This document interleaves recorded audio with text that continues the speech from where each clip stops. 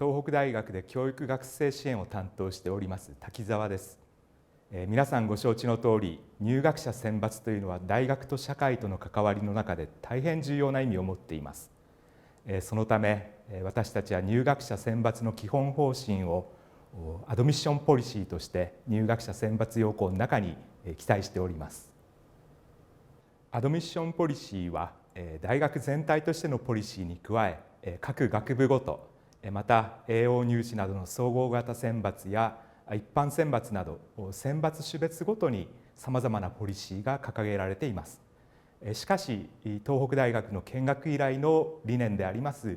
研究第一、門戸開放、実学尊重、この理念に基づいて本学にふさわしい学生を選抜すると、その基本線はすべてのポリシーで共通したものです。東北大学が志願者の皆さんに求める学生像というものは、21世紀の人類社会の課題に対し研究者として真剣に取り組み優れた貢献をしようとする志、そしてもう一つ、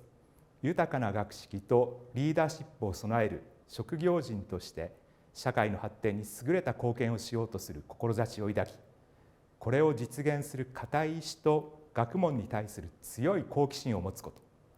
さらには本学での教育を受けるにふさわしい高水準の学力を備えた学生を求めています。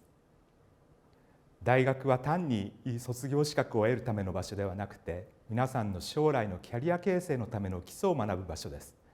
そのため卒業後の進路を見据え、皆さんが進路を選択できるように、私たちも大学案内やさまざまな説明会、さらにはオープンキャンパスなどの広報活動を通じて、東北大学がいかに魅力のある大学であるか、そのような情報提供に努めているところでございます。なお昨年度からは新型コロナウイルス感染症の影響もありまして、オンラインを活用した入試広報活動を展開しています。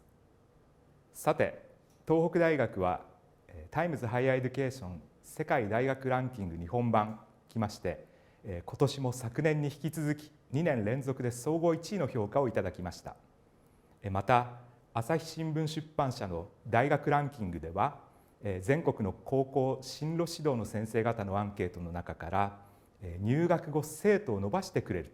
る、そういう評価の中で全国1位という評価をいただいております。